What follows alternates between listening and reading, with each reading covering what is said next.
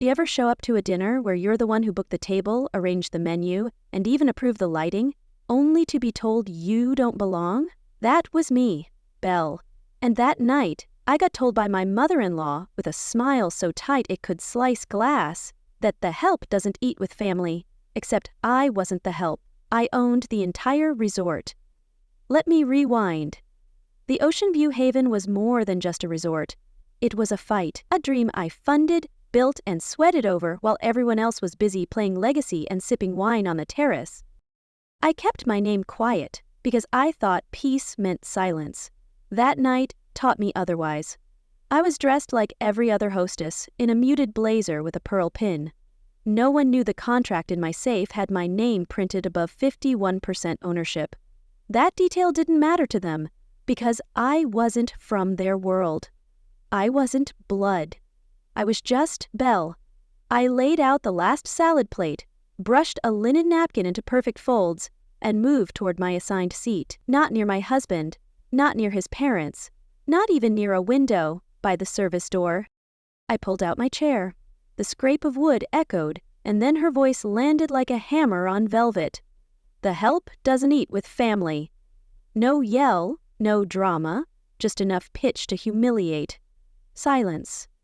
One of those thick silences where even the clink of a fork would feel like a slap.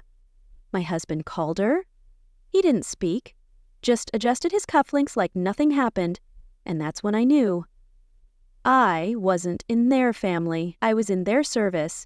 I didn't cry. I didn't storm off. I folded my napkin into a lotus, the kind I learned from a Japanese guest years ago. She'd told me it represented calm in chaos. I set it on my plate, stood up, walked out. Past the mirrored walls that had once made me feel small, past the guests who didn't look up, past my own restraint. I ended up on the resort's back deck, barefoot, my toes skimming the edge of the pool, while the sun dipped behind the palms. The water didn't care who owned what, it just shimmered. And in that moment, I stopped asking why they never accepted me. I asked why I ever needed them to. Calder's family never wanted a partner. They wanted an accessory, a quiet, well-dressed woman who played hostess while they played empire. Except they forgot one detail. I was the one who wired in the money that saved this place when it almost folded. They call it Brandt family property. But the title deed said otherwise. Here's the part no one at that dinner knew. A year earlier, while Calder's mother planned vision boards and spa luncheons, I was knee-deep in building permits and city negotiations. This place wasn't saved by charm. It was saved by Aunt Ray's inheritance and my name on the dotted line. Funny how they forgot all that. Or maybe they didn't forget. Maybe pretending I was the help just made them feel safe. As long as I stayed quiet, they got to stay in power. Well, I wasn't quiet anymore. Next morning, I pulled the folder out of my drawer. My name, Belle Marin, sat front and center, printed in bold across the legal deed of ownership. Ocean View Haven Holdings, LLC, 51% majority. Controlling interest. It wasn't vanity, it was fact. At 7:15 a.m., like clockwork, came a knock. There they were, Calder and his mother. She smiled like nothing happened. Like she hadn't dismissed me in front of everyone less than 12 hours ago. We thought we could smooth things over, she chirped. Smooth over what? That you publicly humiliated the woman funding your lifestyle? Oh, Ilan was just joking, she said. She's dramatic, you know how she is. No, what I knew was control. I knew a woman trying to reassert her place by pretending to forget mine. They talked about remodeling the West Wing. About new design teams. About streamlining decision-making. But I knew what they meant. What they meant was, stay quiet and let us run the show. What they forgot? I was the show. I turned the deed around. Tapped the page gently. No yelling, no threat, just facts. If we're streamlining, then let's clarify who signs the checks, I said. Calder squinted at the paper like it was in another language. His mother? Her face went pale, then hot. But that was temporary, she stammered. It was never supposed to be permanent. That's funny, I said. Nobody told me that when I wired in $500,000 to stop foreclosure. By noon, I was walking into my attorney's office in Miami. Celia Howen, tough as nails, didn't even say hello.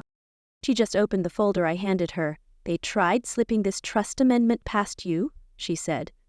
Didn't sign it, I replied, didn't even blink. Good, Celia said, because if you had, they'd have had full rights to list the resort as part of the Brandt family estate. You'd have lost renovation control, staff authorization, the entire marketing branch. Not anymore. Draft the notice, I said, file of operational lockdown unless I approve it in writing. They want to play power games? Fine, but we play it on my field. Celia didn't even smile. I'll make it clear.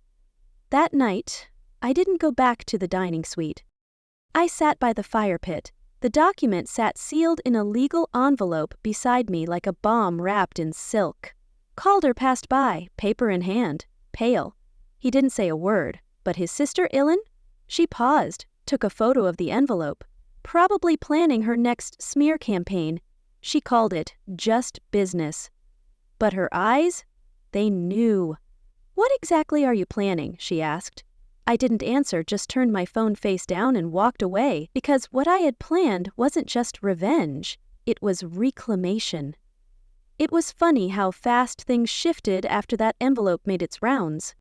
One minute I was the help, the next I was a problem, a liability, a woman they couldn't control. But the most dangerous thing in their eyes, I had paperwork, and I wasn't afraid to use it. The next morning I wore flats, no heels, no sparkle, no drama, just a clean pressed blouse and a calm mind. Because power doesn't need to be loud, it just needs to show up.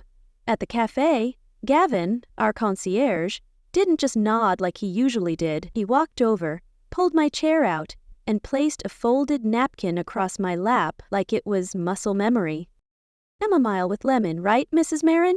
Exactly right, Gavin, I said. He didn't have to say more, but he did, with action. Ellen arrived 2 minutes later, smiling like yesterday didn't exist. Thought we could show a united front today, she said, her voice sugary. Some travel influencers with big followings are in town. Calder thought it'd be nice if we joined them for lunch. I sipped my tea, a peaceful front. That's what this is about? She nodded quickly. Optics. You know how it is. And there it was, her whole world wrapped in appearances. But I knew better. I'd seen what happened when appearances cracked. Fine, I said, I'll attend. That lunch? Picture perfect on the outside. Designer chairs, scenic views, influencers taking selfies between bites of kale salad, everyone laughing like nothing in the world had ever gone wrong. Ellen played the visionary. Calder smiled on cue. I stayed quiet, present, but quiet, until someone finally asked the question no one else dared. So, who actually owns this place? One of the influencers asked, camera rolling? You could feel the air shift. Ellen jumped in, fast. Oh, it's a family affair. We all contribute in our own way. I looked up, steady, calm. I own the majority stake, I said, 51%. You'd think I'd slapped her. Ellen froze, but didn't correct me. She just raised her wineglass and laughed, a little too loud. She's such a numbers person. After lunch, I was walking down the hallway near the kitchen when I heard fast footsteps behind me. Ellen again. This time, no camera, no smile. Don't get too comfortable, she whispered, her tone sharp. You might have paperwork, but this place breathes my name. I didn't stop. I didn't even turn. Instead, I said quietly, then let's see whose name the staff whisper when no one's listening. She blinked.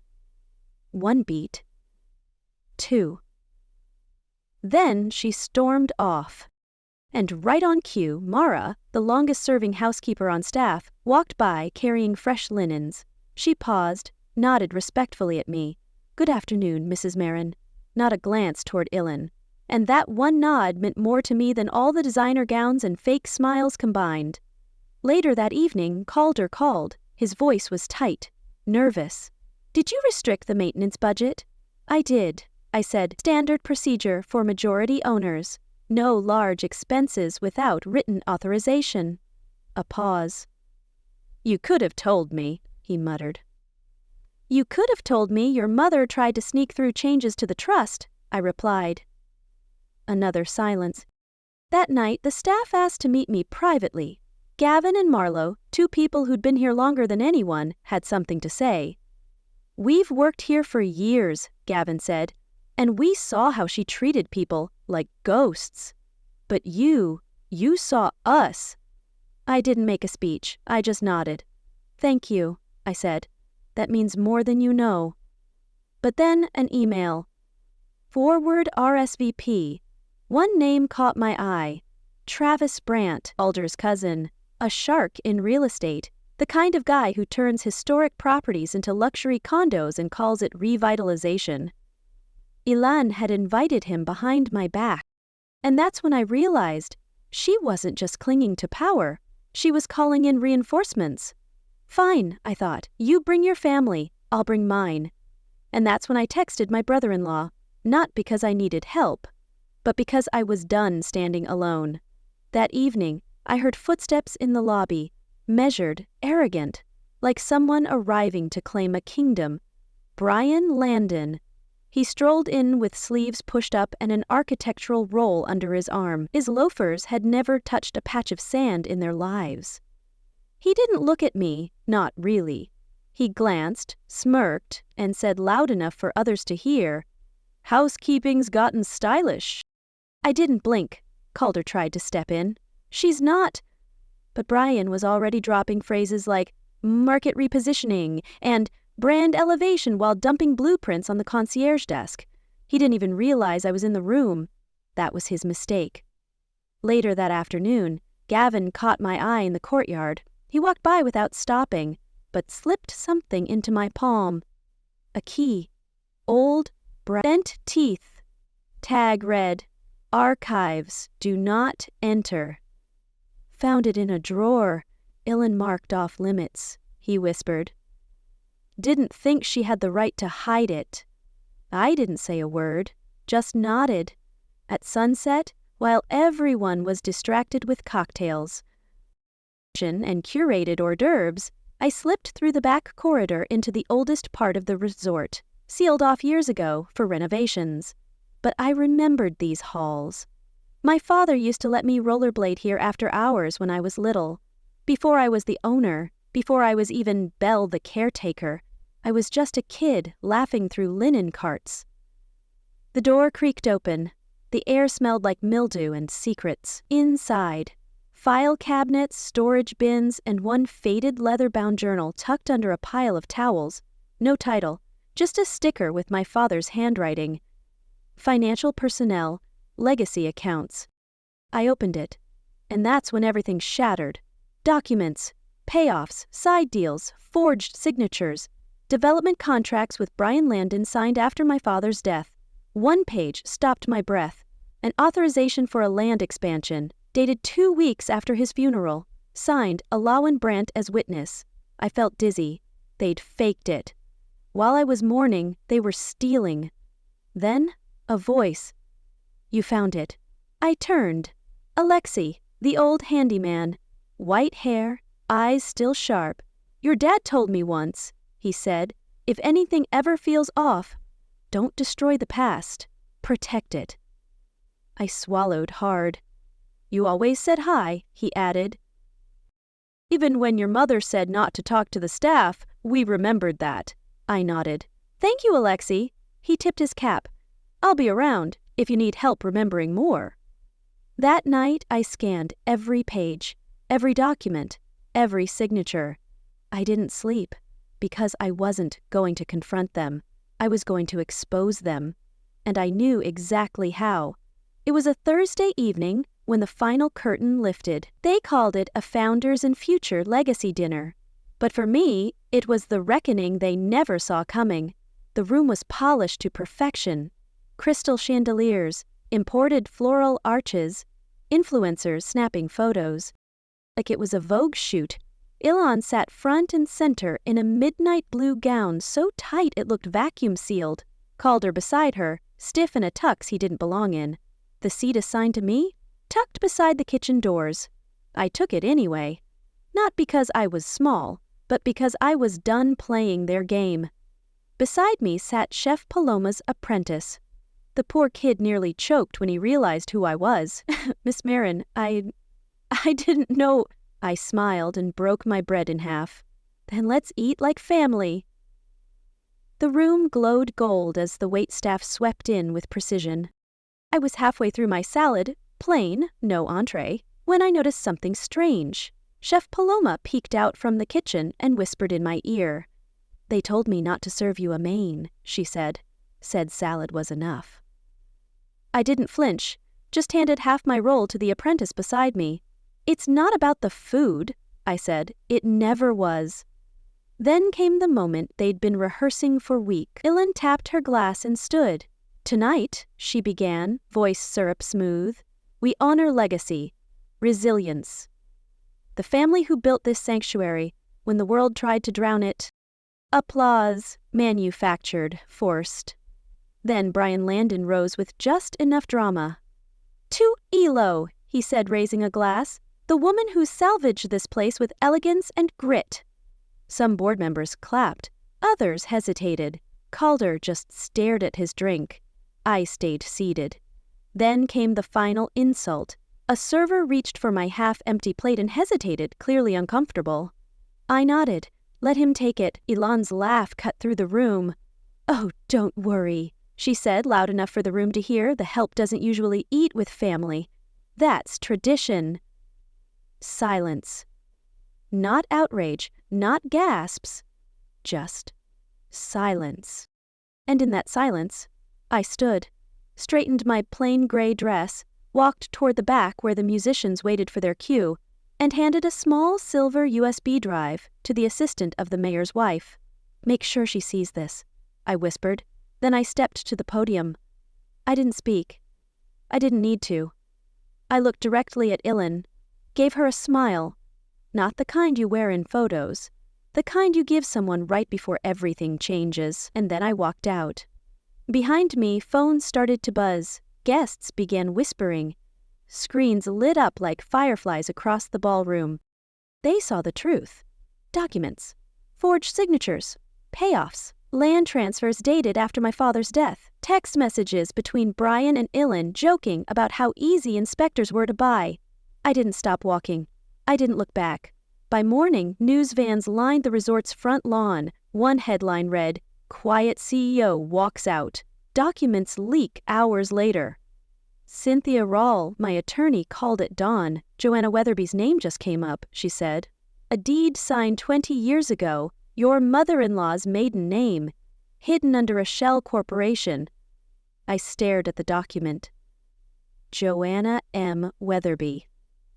Calder's mother. Not just a matriarch. She had planned this.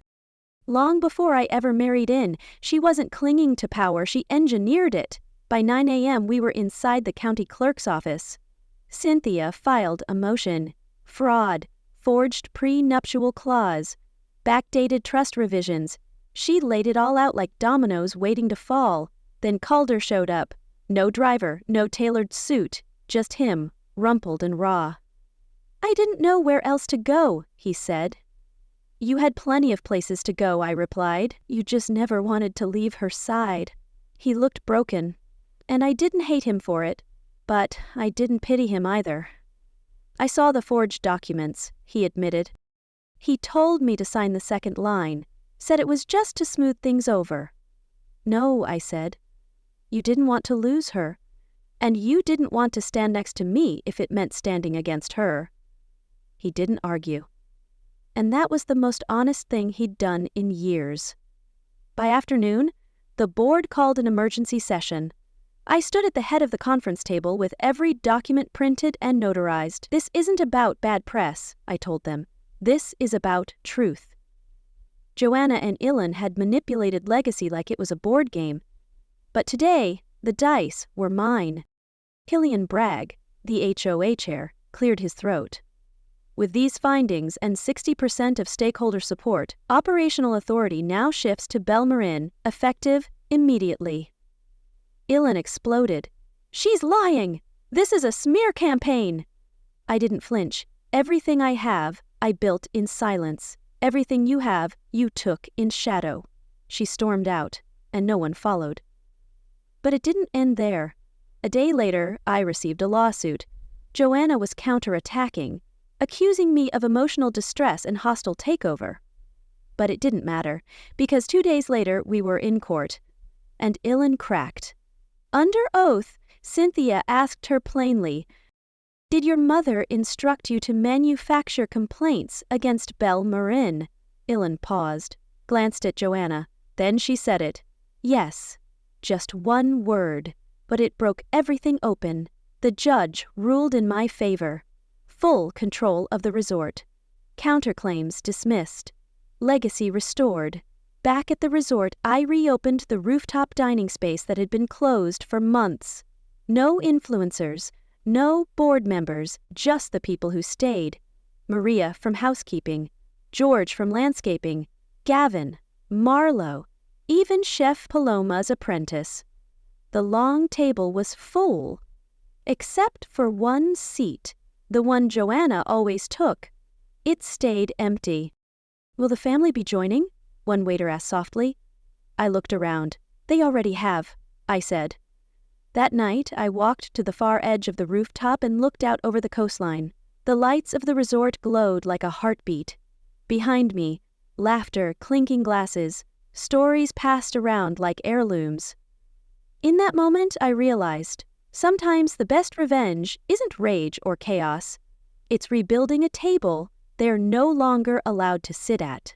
It's showing the world that you can't erase a woman who never needed their permission to begin with. And sometimes, just sometimes, silence is the loudest thing in the room.